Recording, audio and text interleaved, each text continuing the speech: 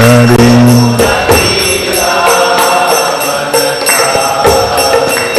Jai Radha Madhava Kunj Vihari Jai Radha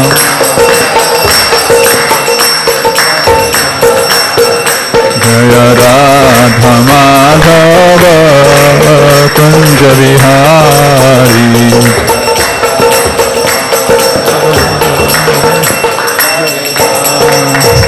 Jaya Gopi Jana Vallabha Girivardhari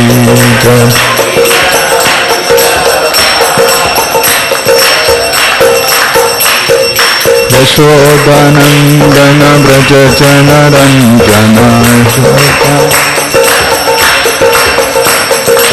Yamuna Tira Vanachari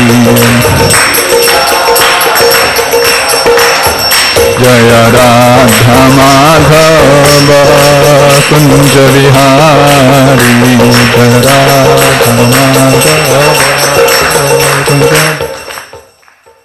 Hare Krishna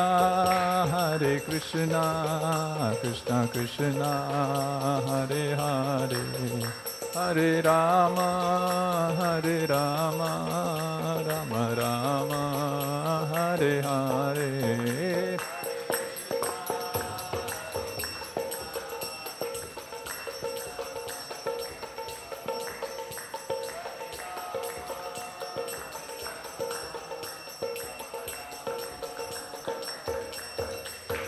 Jaya Krishna Rukmini Jaya Satyabhama Krishna Rukmini Jaya Satyabhama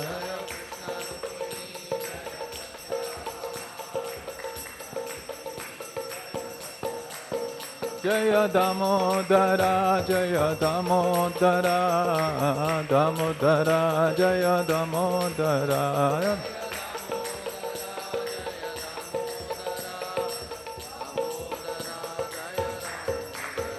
Jaya Gauranitai, Jaya Gauranitai, Gauranitai, Jaya Gauranitai,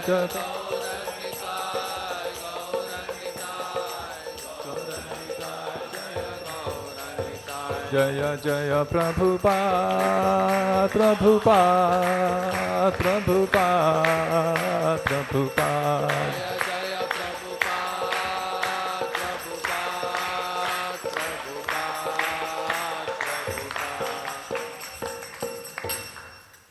Jayam Vishnupad Paramsa Parivrajakacarya Ashtottara Shata Shri Srimad Divine Grace Abhay Charana Bhakti Vedanta Swami Srila Prabhupada Ki ISKCON founder Acharya Savior of the whole world Srila Prabhupada Ki Jayam Vishnupad Paramsa Tilila Pravishta Divine Grace Bhakti Siddhanta Saraswati Thakur Prabhupada Ki Grantaraj Srimad-Bhagavatam Ki Vrinda Devi Tulsi Maharani Ki Nitai Gaur Premanande Om Namo Bhagavate Vasudevaya Om Namo Bhagavate Vasudevaya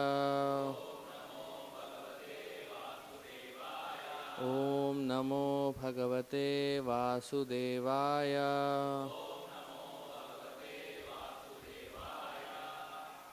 Reading from Srimad-Bhagavatam, Canto 1, Chapter 6, entitled Conversation between Narada and Vyasadeva, and text number 16. Dhyayataha Charana Ambhojam Dhyayatas Charanambhojam Dhyayatas Charanambhojam Bhava Nirjita Chetasa Bhava Nirjita Chetasa Bhava Nirjita Chetasa Outkanthya Ashru Akshaya Kala Akshaya Outkanthya Ashru Kala Akshaya Outkanthya Ashru Kala Akshasya औत्कण्ठ्याश्रुकलाक्षस्य हृदि आसीत् मे शनैः हरिः हृद्यासीन्मे शनैर्हरिः हृद्यासीन्मे शनैर्हरिः ध्यायतश्चरणाम्भोजम् भावनिर्जितचेतसा औत्कण्ठ्याश्रुकलाक्षस्य हृद्यासीन्मे शनैर्हरिः ध्यायतश्चरणाम्भोजम् भावनिर्जितचेतसा औत्कण्ठ्याश्रुकलाक्षस्य हृद्यासीन्मे शनैर्हरिः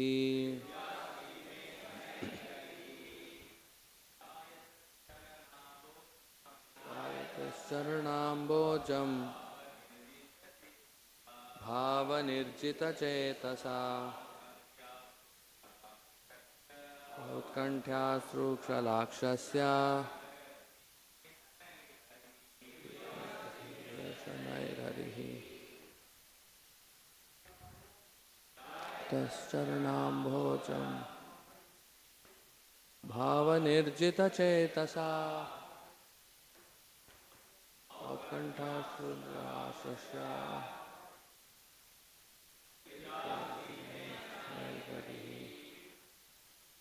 word to word meaning. Dhyayataha, thus meditating upon. Charana Ambhojam, the lotus feet, the localized personality embodied. Bhavanirjita, mind transformed in transcendental love for the Lord. Chetasa, all mental activities, thinking, feeling, and willing. Outkanthya, eagerness. Ashrukala, tears roll down. Akshasya, of the eyes. Hridi, within my heart. Asid, appeared. Me, my. Shanaihi, without delay. Harihi, the personality of Godhead. Translation and purport by His Divine Grace Bhaktivedanta Swami Srila. Translation. As soon as I began to meditate upon the lotus feet of the personality of Godhead, my mind transformed in transcendental love. Tears rolled down my eyes, and without delay, the personality of Godhead Sri Krishna appeared on the lotus of my heart. Translation. As soon as I began to meditate upon the lotus feet of the personality of Godhead, with my mind transformed in transcendental love, tears rolled down my eyes, and without delay, the personality of Godhead, Sri Krishna, appeared on the lotus of my heart. The word bhava is significant here. This bhava stage is attained after one has transcendental affection for the Lord. The first initial stage is called Shraddha, or a liking for the Supreme Lord. And in order to increase the liking, one has to associate with pure devotees. The third stage is to practice the prescribed rules and regulations of. This will dissipate all sorts of misgivings and remove all personal deficiencies that hamper progress in devotional. When all misgivings and personal deficiencies are removed, there is a standard faith in transcendental matter, and the taste for it increases. This stage leads to attraction, and after this, there is bhava, or the prior stage of unalloyed love for God. All the above different stages are but different stages of development of transcendental love. Being so surcharged with transcendental love, there comes a strong feeling of separation. Leads to 8 different kinds of Tears from the eyes of a devotee is an automatic reaction.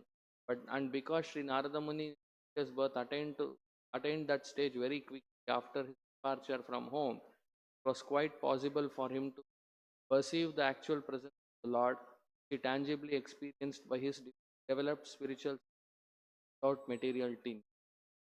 Bhakti.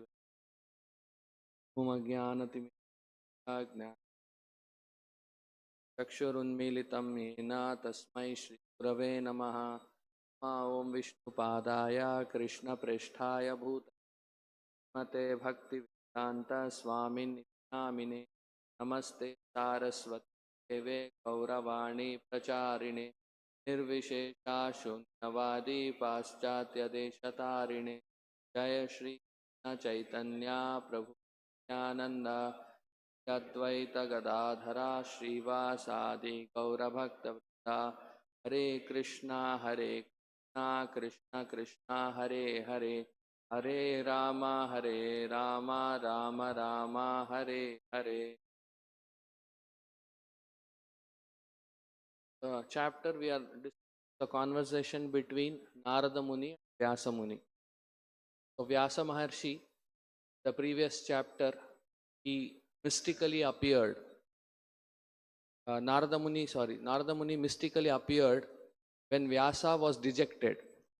Vyasadeva, after writing all the Vedic literatures, he was still not satisfied. He was still feeling some kind of a despondency, some kind of vacuum. So at that time, Narada Muni mystically appears there, and then he starts telling him why this he is feeling. And in the last chapter, you would have heard that how Narada Muni told him, because you have not touched the topics of Krishna, the Supreme Personality of Godhead and his Leela, therefore you are feeling this vacuum. So you are not feeling that contentment in life because you have not touched the topics of Krishna. So that was the answer given by Narada Muni to Vyasa. And then he further goes on to explain in the 5th chapter about how he has to go forward. What is his next duty? Make sure that he feels that complete contentment or satisfaction. And this chapter begins by the queries of Vyasadeva. He starts asking about Narada. How was your last life? What happened there?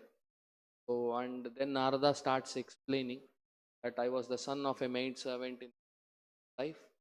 I got an opportunity to serve devotees who were observing the Chaturmas Vrat, and then after that, by their mercy, and he goes on to explain that I was taken care by my mother, who was a maid servant, and once when she was traveling, she was bitten by a serpent, and he was just 5 years old, lost his mother, but because he had the good fortune and blessings of those Vaishnavas, when his mother served them, he also had assisted his mother.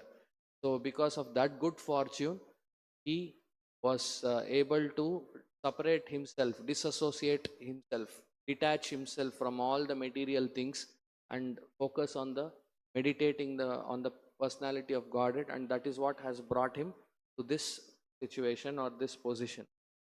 So in this verse, you will see that Narada is explaining. So all this is Narada Uvacha. So when he says that as soon as I began to meditate on the lotus feet of the Lord, so then he says that my mind got transformed in transcendental love and the tears started rolling, and without delay the personality of Godhead appeared in the lotus of my heart. So when we read this, the first question that comes to our mind, Prabhuji, maybe to chanting, I am also chanting for many years, or some of us for decades, but I am not getting tears. I am not feeling the appearance of Krishna in the lotus of my heart. I am not developing transcendental love. What is the difference between meditation of Narada Muni and our meditation? The answer is, Prabhupada explains in the purport also, that when we are charged with transcendental love, there comes a strong feeling of separation. Means that detachment, Nivritta Marga that Bhagavatam talks about, that is natural. Vairagya Vidya Nija Bhakti Yoga.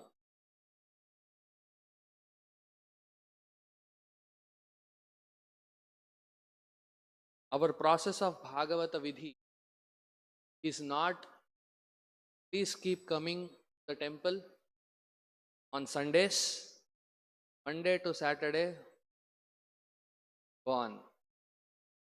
Because in some religions, it so happens that you can visit on Sunday and confess whatever you have done on from Monday to Saturday, and it will be pardoned. The Supreme Lord is very merciful and He will pardon us for all the mistakes that we have done. So, Bhagavata Vidhi is not like that. Bhagavata Vidhi, Vairagya Vidya, Nija Bhakti, have to develop the genuine detachment, genuine separation from the Lord that feel naturally gets awakened when we disassociate ourselves from sense enjoyment.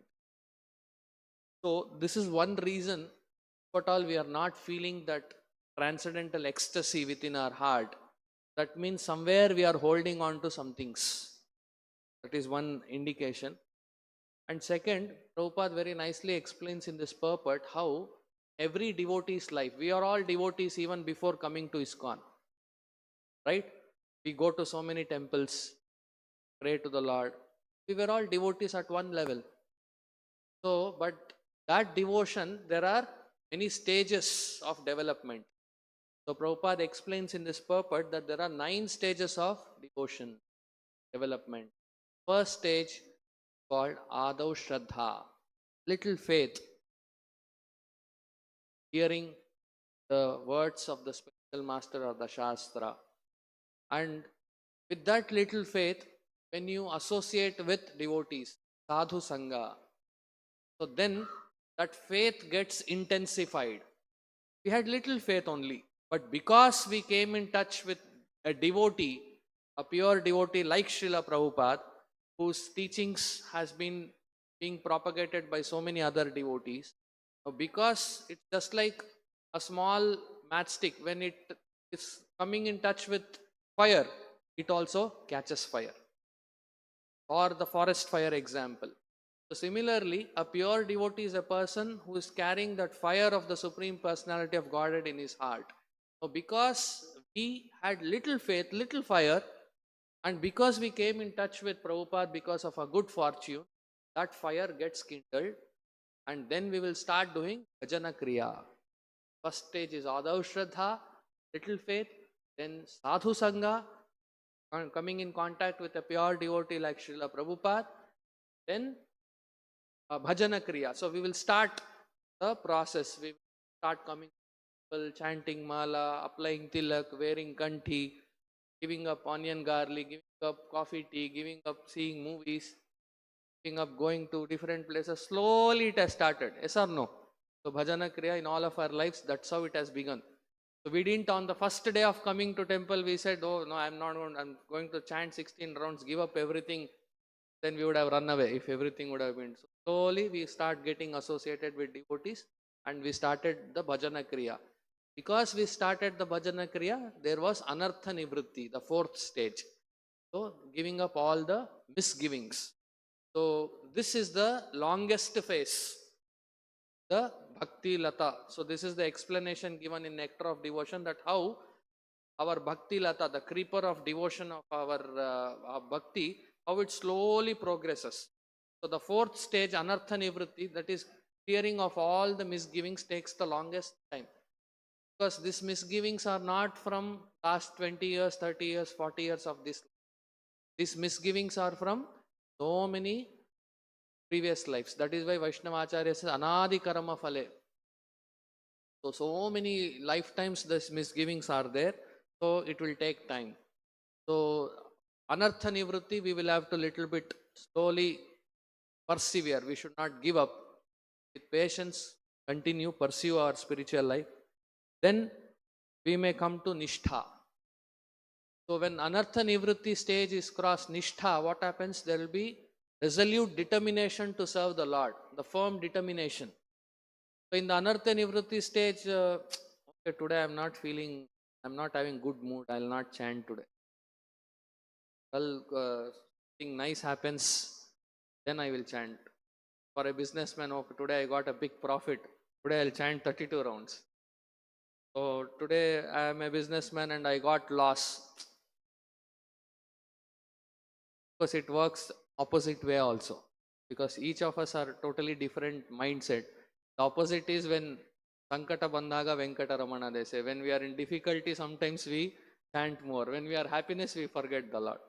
Because difficulty means it is God given. Okay. Happiness means my doing.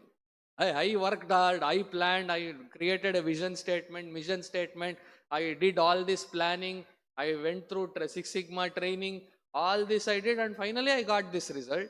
So where is Lord here? So both ways it is wrong. So this mood, whatever fluctuations, all that it happens in anartha nivritti. So in the next stage, which is the nishtha, then there is firm determination to serve the Lord. Come what may, I will not give up on service.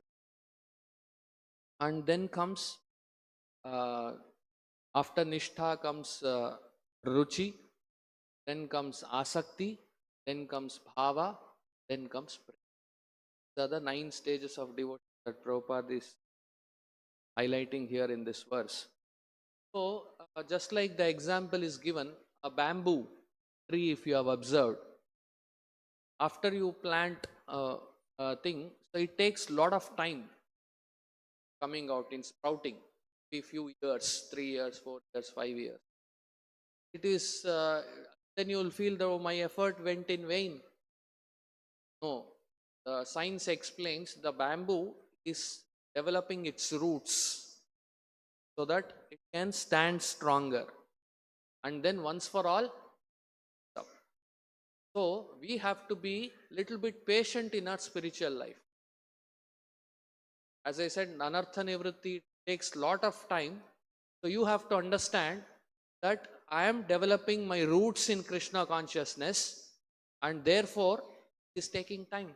So we should not become impatient. And once you cross that stage, then you will quickly progress. Just like bamboo, once it crosses that phase of initial few years, all of a sudden within couple of months it shoots up. You can read it on the net, how it works, bamboo. Very interesting. So similarly, in our case also, it will take time for anartha nivritti. But if you are following the principles of sadhana bhakti, then immediately by the mercy of Guru, can shoot up. But during this time, we sometimes go through ups and downs, but we should not give up the practices of spiritual life. So there is one funny instance that I came across, and I thought many times this is applicable in our lives, that how we judge our lives as something good, something not good, based on our understanding. We never look from Shastra Chakshusha, from the eyes of the scriptures. So there was one gentleman who was a farmer, and he had a young son. Nobody else in his family, his wife had died. So only 2 of them were living a simple life in a village. And they had an ox for cultivation. So he had a small piece of land. So he used to take the help of that ox and till the land and grow the crops. And with that income, he used to maintain his livelihood. So it so happened one day that the village had an epidemic and most of the oxen died. So this farmer's ox also died.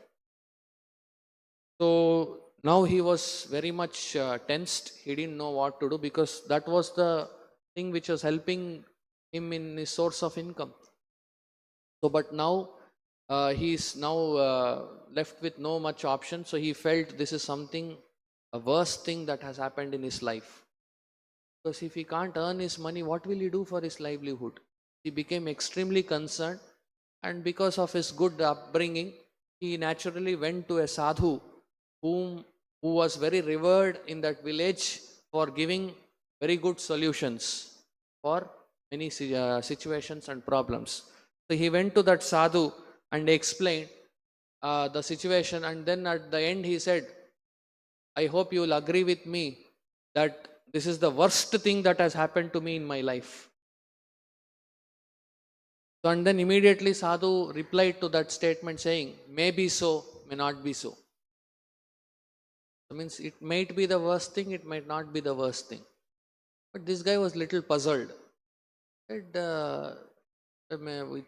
इतना बड़ा कहानी बोला, and I told all this tale, and I have explained that I don't have any other source of subsistence, and this sadhu is not understanding probably my situation. I'm telling this is the worst thing that can happen. He's telling maybe so, may not be so. What is this thing? So he didn't like that reply from the sadhu. Correct? No, when we go to a sadhu, the outside world, we only want the sadhu to tell what we like. That's why when you go to astrologer, irrespective of whatever your palm is saying, will only say good things. If he says you are going to suffer, this is what is going to come to you, you will slap him and go off and not give him his remuneration also. That's why astrologers say, okay, this is there, some dosha is there, that for this pariyara he will suggest and he will send you happily.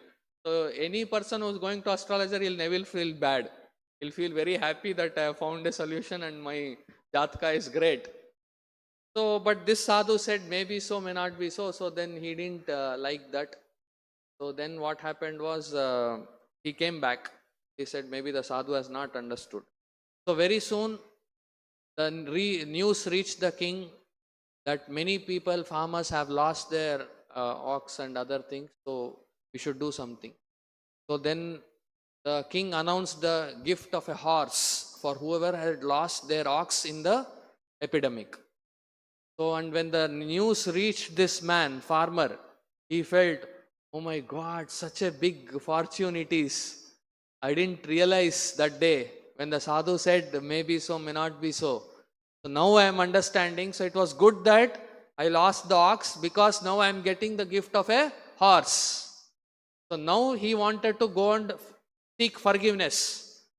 So he goes and meets that sadhu and says, I'm sorry, I misunderstood you that day when you said maybe so, may not be so for my worst situation. I didn't understand, but now there is a good news of a king announcing a gift of a horse. So now this is the best thing that can happen to my life. Thank you so much for your blessing. And now the sadhu said, maybe so, may not be so. Said, Are, us samay to I told worst thing, and then sadhu told because he could see the future, he told maybe so, may not be so. So, but now good thing has happened, and he's telling maybe so, may not be so. Maybe he has gone mad. So now again he becomes upset and comes back. So the life was going on, and his son, at one he was playing with the horse, and he was learning horse riding. It so happened at one point he fell off the horse and he broke his leg, one of his legs. And now he understood. Oh, actually I was so elated when I heard that gift of a horse. But now you see, my son who was supposed to help me in farming, and this is the peak season, harvest season, I have to go on to the field and remove all those weeds and do the proper cultivation. So now my son is not there to help me. So I was thinking it's a good thing to get a horse, but now it is really a bad thing.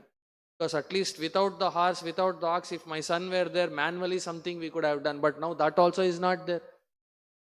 So now he goes and says, now let us see what the sadhu says. Say, I am very sorry. Last time, 2 times also I misunderstood you. But now the only hope I had was my son in my help, and he has broken his leg and he can't do anything. Now at least will you agree with me, for God's sake, this is the worst thing that can ever happen to me in my life. There is nothing more worse that could happen in my life. He said, maybe so, not this. He said, okay, till now I have understood this is the limit. I think I can't accept this anymore. And then he becomes fully upset and then he comes back home. He said, I'll never go to that sadhu because I very clearly know this is the worst thing of my life. So, and then very soon the neighboring kingdom announces a war with this kingdom where his village was there, and everybody in this village knew that the prowess of the neighboring king was 10 times higher than the king of this village. So when they would have come for fighting, they will definitely lose the battle. Everybody knew, and the king also knew that he didn't have enough power, so he sent forth his soldiers with an order that every able man in the kingdom, in the village, has to be sent for the battle. Young men.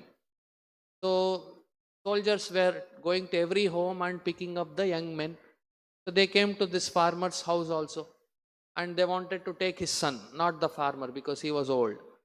So, but when they were about to take, they saw that he had broken his leg.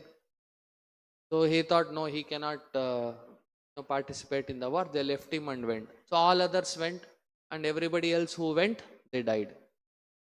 But this guy got saved.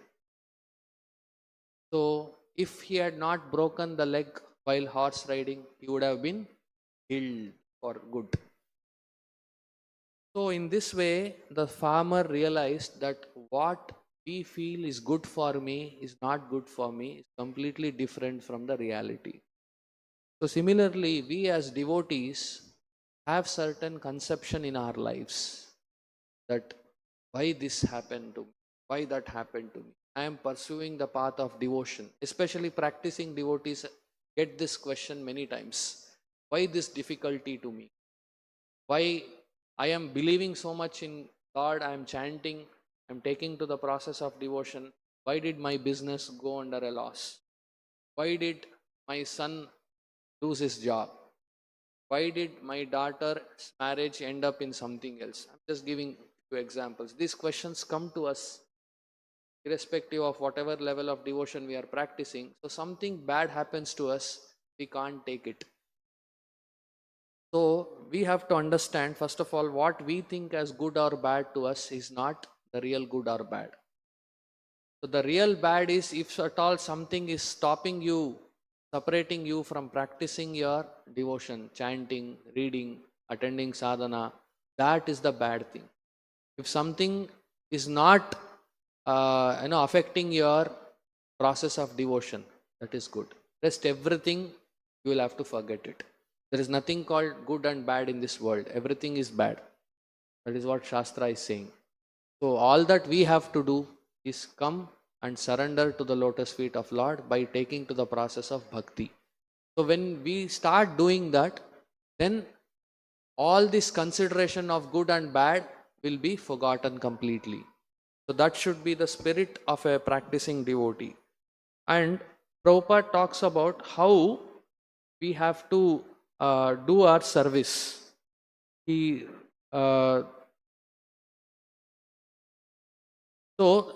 this purport, Prabhupada is talking about how by doing our devotional service in a disciplined way, we can also experience these 9 stages of devotion.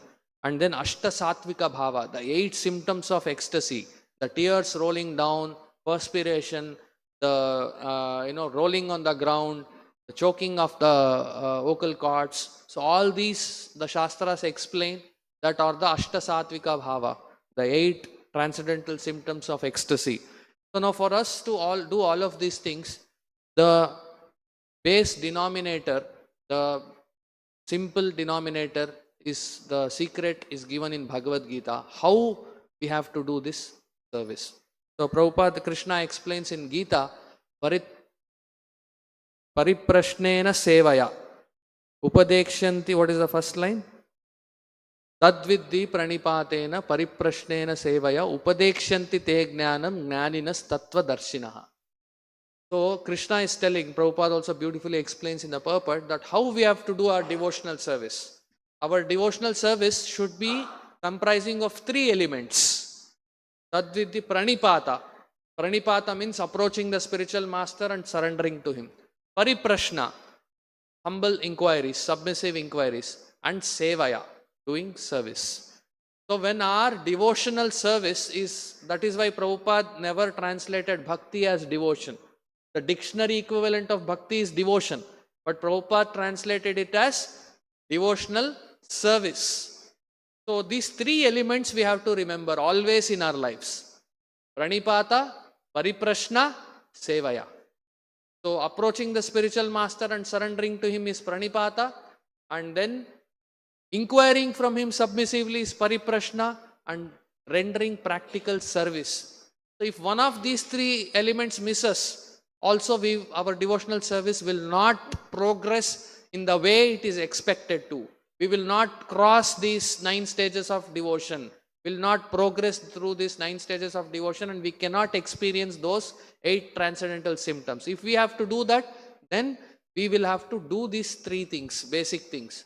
So surrender, pranipata, it means how do we surrender? So best form of surrender is to follow the principles given by the spiritual master. So we cannot say I am surrendered, but I don't want to follow the principles.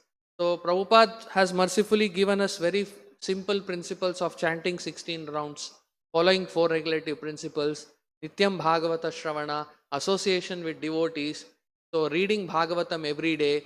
So these are kind of simple principles, because in this Kali Yuga we can't go to a forest, we can't meditate, so we cannot sit erect. All these things are not possible. Fasting for so many months, so all that is impossible in Kali Yuga. So therefore this pranipata surrendering process involves following the instructions of the spiritual master. Pariprashna is to submissive inquiry. That means it should not be in the challenging mood. Sometimes some people come to spiritual institutions to test them. That should not be the mood. So just like in Bhagavad Gita also, you see Arjuna was giving so many arguments in the beginning, but then Krishna was also hearing all those logical, rational arguments. But when Arjuna said, Shishyaste ham shadimam tvam prapannam, I am surrendering unto you, please answer this, please give me your inputs. So at that time Krishna started speaking the Gita. So unless we submissively inquire, you will not get the answer. So because only when you have hunger, you will enjoy the food. So if we don't have inquiries, that's how you see many times people who come in search of God, search in the quest of truth, quest in the search of absolute reality. So they stay on in spiritual life, because otherwise it will be ayaram gayaram kind of a thing. So people come, okay, temple, so little bit peace of mind, and they go away. So but when you have that real quest within you, then you will get more answer. So pariprashna therefore is very important. Otherwise what happens is, we will prematurely conclude. And sometimes I have also seen many sadhakas, devotees, practicing devotees, they end up in something called of a mere contradiction. They see in spiritual life some things, they go on reading some books by themselves without associating with devotees. Like one example I heard of one devotee many years ago, that he said, no, this boar incarnation, it is said white in color one place in Bhagavatam and black in color or red in color in another place. So I think it is contradicting Bhagavatam. So now little does he know that somewhere else our Acharyas have explained that is in different millennium, Shweta Varaha, and this is in Rakta Varaha in different other millennium.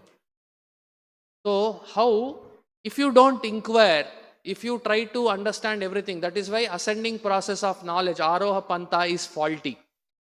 So the Shastra says we should have Avaroha Panta, means we should hear from a perfect soul or a pure soul like Srila Prabhupada. Then our inquiries will become fulfilled. So pranipata, pariprashna and sevaya. Sevaya is practical service. So that's why Prabhupada said bhakti is devotional service. Because in other places what happens, devotion means we come and we pray, we offer prayers and request the Lord for so many things and then go off. That is not devotion. So it's just like somebody says, I love you. And then he says, the other person says, okay, do you love me? So can you please give some time and can you take care of me? Can you take me outside? Can you buy me this thing? See, I love you. but I can't spend time with you, I can't spend money with you, I can't buy any things with you, I cannot do anything, I cannot be with you, but I love you. What will you feel? It is foolish. What is the meaning of this love? So similarly, when we say, I love Krishna, he is in my heart, I am always chanting. When sometimes we say, please chant one round of Hare Krishna mantra 100, Swamiji, that is not required. 24 hours in my mind, I am always chanting. So the point is, just like there is no point in saying, I can't give time for you, I can't buy anything for you, but I love you. So similarly, when we tell God that I cannot do service, but I love you, I have devotion for you, it is a contradiction. It doesn't mean anything. So that's why Prabhupada stressed a lot about sevaya, the practical service. It could be by tanu, it could be by mana, it could be by dhana, whatever it is. So somebody can give time, so that is great. Please come and do physical service. Somebody is very intelligent in certain frame of the field of knowledge, something like somebody is doing graphics designing, somebody is in a banker, so somebody is a designer, architect, whatever be it, chartered accountant. So whatever your skills are there, you have to help in propagating the glories of the Lord. Or otherwise, the dhana, the donation, monetary contribution. So whoever cannot do tanu and mana. So either ways, tanu, mana, dhana. So we have to do this practical service. Then only our bhakti will grow. Otherwise, it's all like parrot. We only repeat. So there is no practical action. So that is why Krishna is telling, Tadviddi pranipatena pariprashnena sevaya. So these three elements are a secret for our progress in spiritual life. Only when it is combined, all the three, then we can have our devotional thing go forward. So otherwise, what happens, for example, we were talking about inquiries. Now, if inquiries, if we are not having, then that means we are very lazy. In fact, Prabhupada's Guru, Srila Bhakti Siddhanta Saraswati Maharaj, he gives one interesting story of BBMA. I think some of you might have heard. So he says there were two lazy men, and they were so lazy in their life for anything. Okay, they were so lazy, and once they were sleeping in the night, and all of a sudden the hut in which they were sleeping caught fire accidentally. So, and these two were sleeping on two separate beds, and the fire started intensifying itself. The whole hut was getting burnt, but these two men were so lazy that they were not ready to get up and see what is happening, because they could feel the heat, they could hear the burning sound of all that grass, all that. So they were so lazy that both keeping their eyes closed, one person said, see what is happening. The other person said something, but it is so winter, I am feeling little warm, so it's fine. Why should we take the botheration of getting up and seeing? It's okay. And the other person, when the fire started intensifying, he said, BB. What is the meaning of BB? He wanted to tell, back is burning. But why he said BB? Why to spend so much energy in saying back is burning? He wants to say only BB. Okay, so Bhakti Siddhanta Maharaj narrates this story. And then the other guy was even more lazy. He could understand BB. Back is burning, my friend is saying. He said, MA. What is MA? He said, if your back is burning, move aside, sleep that side, turn that side and sleep. He also didn't want to say move aside, 2 words, oh, so much energy waste. So BB first guy said, the other guy said, MA. Back is burning, move aside. So both of them were like that. They were, and again the fire started spreading everywhere. But both brothers, they were so lazy. They said, who will take the botheration of getting up and seeing all that? So finally they were burned to ashes and they'll lose their life. So the Shastra Bhaktisiddhanta Maharaj gives this example to say that how we are also lazy in our spiritual life. We are not seeing the reality in front of us. If we see the reality, then we will not be what we are today. That is because the Shastra is telling, like for example, in the Mahabharata, there is an instance, Yaksha Prashna, when all the 4 Pandava brothers lose their life to Yaksha, who was none other than Yamaraj, who had disguised himself as Yaksha. And when they came to drink water, he asked them to answer a question, but they went ahead and drank the water and fell dead. So then finally comes Yudhishthira Maharaj, and then he says, okay, you please ask me all your questions and I will try to answer. So one of the question that Yamaraj asks Yudhishthira, Dharmaraj, is that what is the most surprising thing in this world?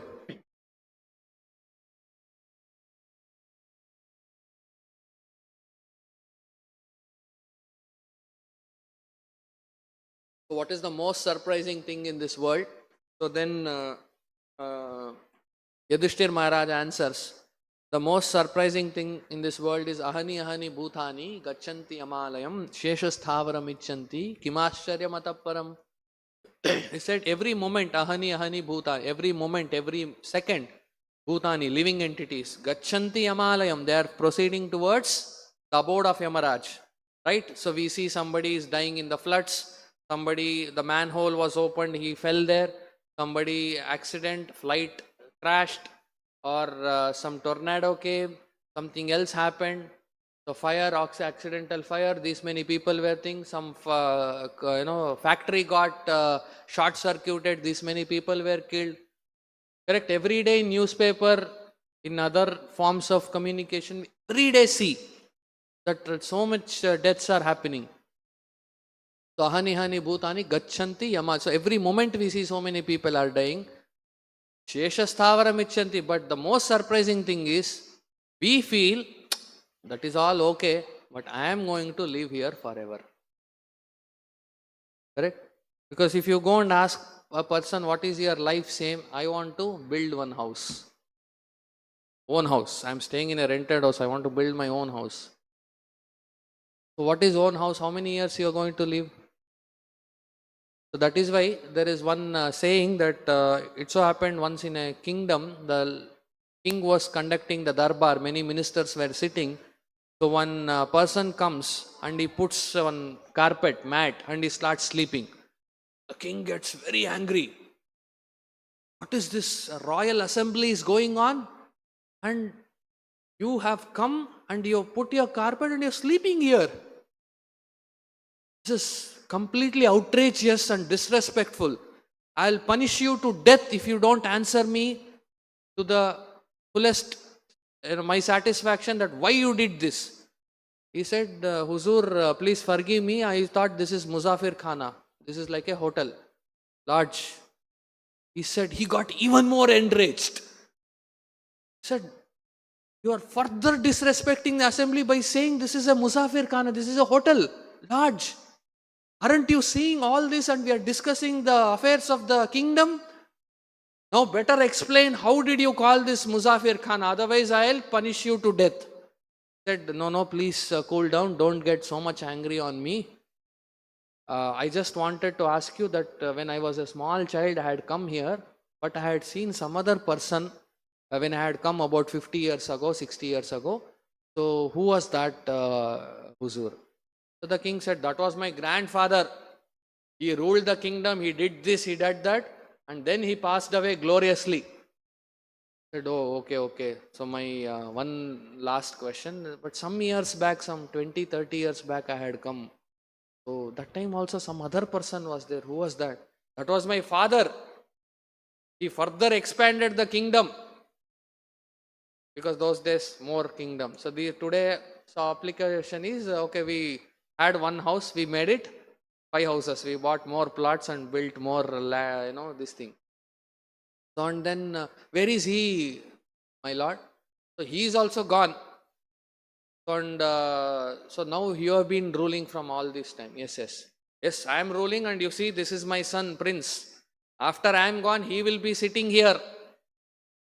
So then he said, Huzur, so what is wrong? I said, some time back, your grandfather was sitting on the same throne. Some years back, your father was sitting, and now you are sitting, and you are only saying your son will sit in the future. So why is it? Why cannot it be called a Musafir Khana?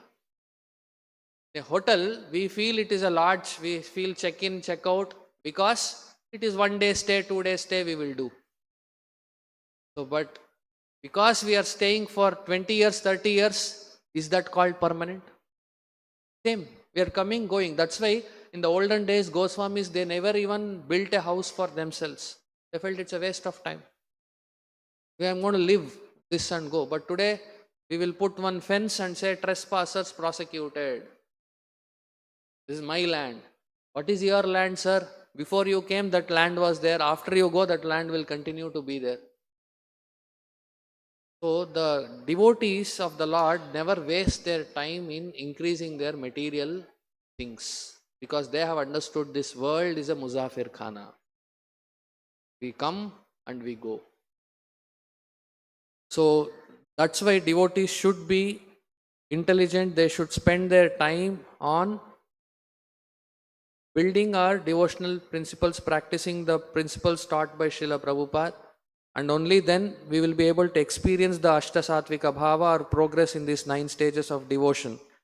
So now it is also true that sometimes we don't realize the difficulties around us. We feel, in fact, Prabhupada gives 2 or 3 nice examples to understand that how our devotional practice becomes easier if we realize that this is a place of miseries. He gives one interesting phrase in Bhagavatam and in many other places. In lecture also he explains, this material world, whatever we are trying to find solution, it is like jumping from frying pan to fire. It's a very interesting phrase. When I heard this, it cannot be a better explanation than this. He says, just like you have some difficulties in life, okay, you want to solve that.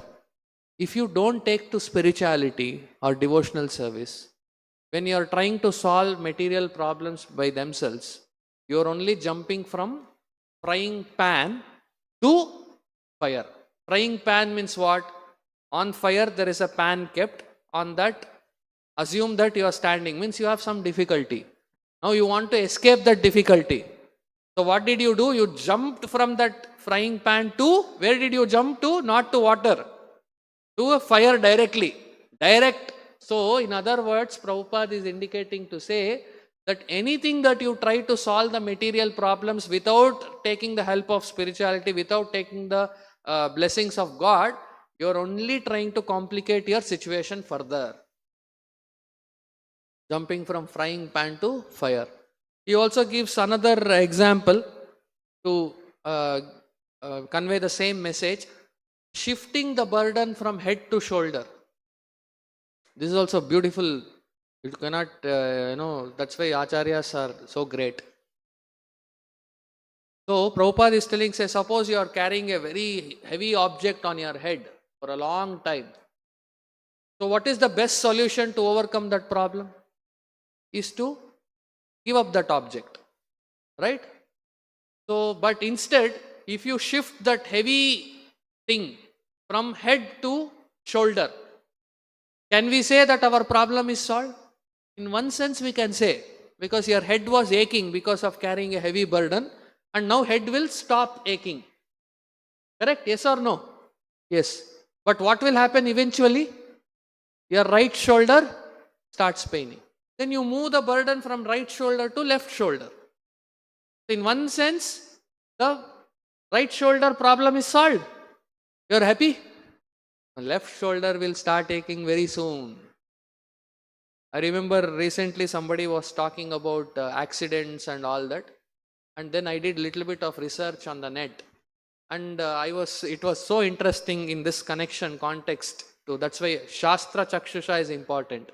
So Prabhupada, in that internet I was reading that 4 or 5 decades ago or few years ago, how the horse ride was the main source of transportation, right?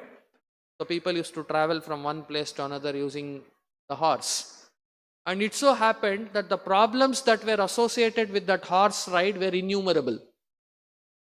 Like, for example, that horse dung, it was creating lot of diseases, nausea, bowel irritation, throat infection. So that it had very pungent fumes, the horse dung. Okay, it was spreading a lot of diseases. And then the horse ride, that when that cobblestone roads were there, and that horse hoof, when it creates a kind of a din, it was contributing to a lot of noise pollution, and then diseases and all that. So at that time, when things were improving, somebody came up with an idea that in future, very soon, we are going to come up with a tar road. And there will be a tire, rubber tire. So when that rubber tire travels on a tar road, smooth ride it is. No more nausea, no more diseases, no more sound pollution. That is the solution for all our problems what we are experiencing with the horse ride. Little did they know that they are jumping from frying pan to fire. They were trying to shift the burden from head to shoulder. Because what came later was, earlier nausea, bowel irritation, vomiting was there. Now, once for all, people started dying in accidents. Yes or no? And they wanted to avoid sound pollution. Now with horn and all that, sound pollution has only increased. And further to that, air pollution has come. So you are losing life, air pollution, sound pollution. So what did you solve? So now we have come with electric cars, electric vehicles, cement roads. And further, similarly, now we are talking about artificial intelligence, AI. That's the solution for all your problems. So, but what we are doing is we are only jumping from frying pan to fire. So Prabhupada explains that, like, you have a noose around your neck. In the process of removing the noose, you are only adding more knots to it. So Prabhupada uses all these examples to convey that if we are trying to solve our material problems will be there. Money problem, family problem, son problem, wife problem, husband problem, mother, father problem. Everything is a problem only in life. You think only I am having problems or others, so that is an illusion. Everybody is having their problems in life. Nobody, because it's like saying you are buying a product from somewhere, and that guy who is selling or made that product is selling this product is defective. Will you still put faith and buy that product? Yes or no?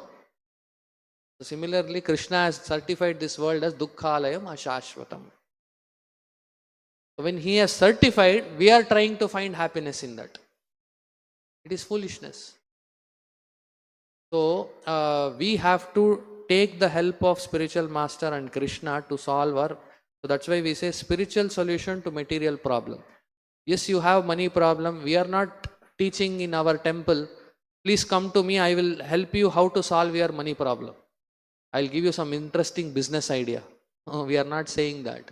Or if you have husband and wife have problem, please come both of you. I'll do counseling. After that, never you will fight in your life. No. So because in all these things, what you are doing, you are only shifting your burden from head to shoulder. So what the Bhagavata is doing, Bhagavata Vidhi is remove the problem from the root. That means transcend your entire situation, leave all these material problems, focus on serving the lotus feet of Krishna. That can take away all our problems, because we got this problem because we took birth. Now Shastra is telling Janma, Mrityu, Jara, Vyadhi you can overcome by practicing Krishna consciousness. So should we not take up this seriously? If Krishna is telling that you will not have Janma once again, otherwise sometimes people come, Prabhu, so many politics outside world, so many politics outside temple, inside temple. Everywhere, every whole world is politics only. So now if you want to come out of politics, if you want to come out of money problem, family problem, one solution, take Krishna consciousness seriously, and so that we don't take birth again. And sometimes when when devotees go out for preaching and when they're young, so many people ask this question, how come you took to this path very seriously at this young life? Because he realized the problem very soon. And sometimes they also say, maybe because of our Purva Janma Sukruti. And sometimes we also feel that really, yes, in my past life, because Shastra is also telling that if you have done up to this point, next life you'll come. That is true. But sometimes you see in spiritual life, there is a backdoor entry also. There are two ways for becoming rich. One way is by earning, working hard. Another way, this Madhu Pandit Prabhu always gives examples. Say, suppose there is a beggar and he's begging. Sometimes one rich man come and he said, I'm giving all my property. Possible or not possible? I have heard of these stories. Okay. So sometimes, the rich man in US, he'll give all his property to the dog. So now the dog didn't work hard, but it got because of the compassion of the master. So similarly, we all have to understand that not necessarily all of us sitting here have done so much of devotion, punya last life, that this life we have come to Krishna at a young life. Not necessary. A rich man like Srila Prabhupada, he felt compassion. He said, okay, you take this. Not necessarily we were qualified for that. So there is an interesting thing. Prabhupada narrates this in one of the classes in US. He says, he asks the devotees who are sitting, he asks, suppose you are walking on a street and you find a strand of wire. Is that something great? Is that something valuable? Prabhupada asks. All devotees will say, no, Prabhupada, it is of no use. And then Prabhupada continues. So you further walk and then you find a piece of stick. Is that something interesting, valuable? No, Prabhupada, that's all available everywhere. So much wood, everything. So stick, what is there? No use. And then Prabhupada continues. So further you are walking and you see a piece of gourd. G-O-U-R-D. Gourd. Gourd is referring to one kind of a fruit shell, the Western countries. So it is of a cup shape kind of a thing. So he says, you find that shell, empty thing. So is that something valuable or worthwhile? So the devotees say, no, not at all. All these three are useless. So then Prabhupada says, but an intelligent person will pick up a stick, fix it on the gourd, connect the wire and make it a musical instrument and play music using that. That only an expert can do. So what is Prabhupada telling is, I found you as stick, you as wire, found you as gourd. But I have created music out of you. That means we are not qualified to be in this bhakti yoga. If we analyze our own lives, what and all we have done, we can nowhere be close to this life today what we are. But it is because of the mercy of a guru like Srila Prabhupada, a compassionate spiritual master. Although we were not worthwhile like a wire, gourd and stick, but he has engaged us in spiritual life. So we should remember this always, that I am not qualified to be here. I am not qualified to render service. I am not qualified to even utter the name of the Lord. But because of my Guru's intervention, he has done this to me. So when we feel like this, then we will always be indebted to Srila Prabhupada. We will never feel proud in whatever stage of devotion we are. And as we discussed earlier, when we are able to see all these material realities and understand that how each material problem is only a any solution, material solution to a problem. Because in 7th canto, Prahlad Maharaj also says, Dukkhaushadam tadapi dukkhat atadhyaham. So that means in the material world, the solution to a problem is more painful than the problem. In fact, I met one gentleman donor last month. He was telling that how his mother was diagnosed with cancer, and they go for that treatment. What is that called? Chemotherapy. So it involves sending radiation, right? It to burn the cancerous cells within the body.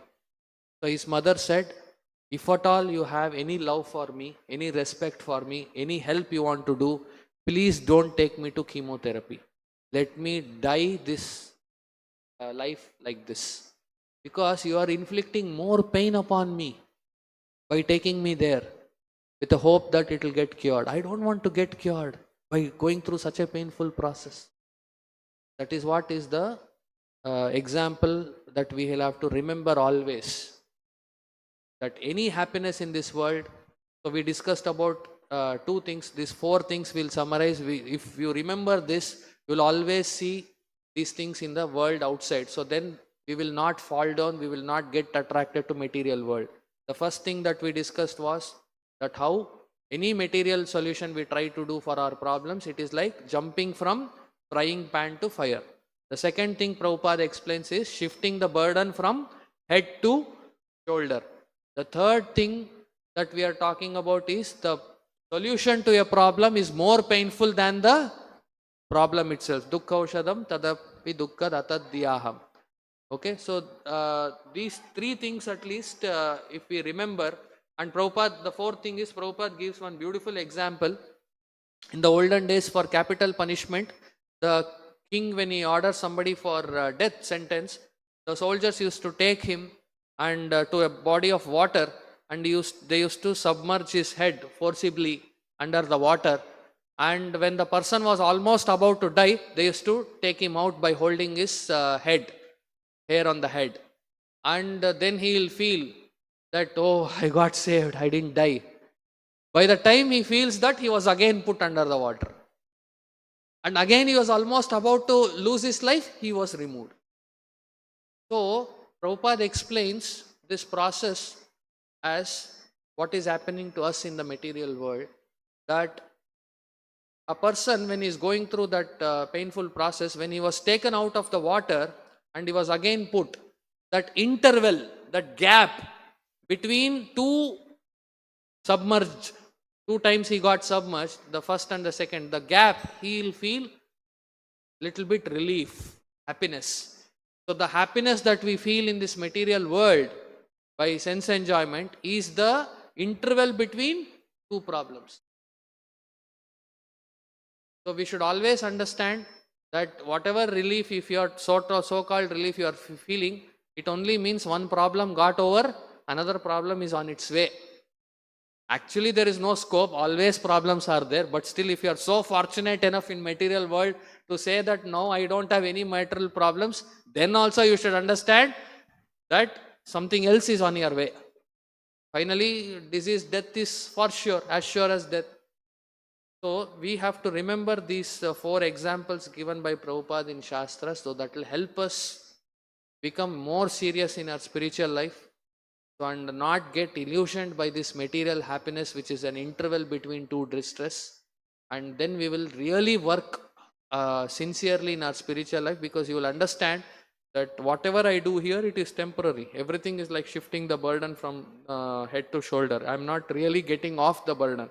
The chanting process, devotional process is to completely get off the burden, to burn that entire burden of karma that is being carried on our heads.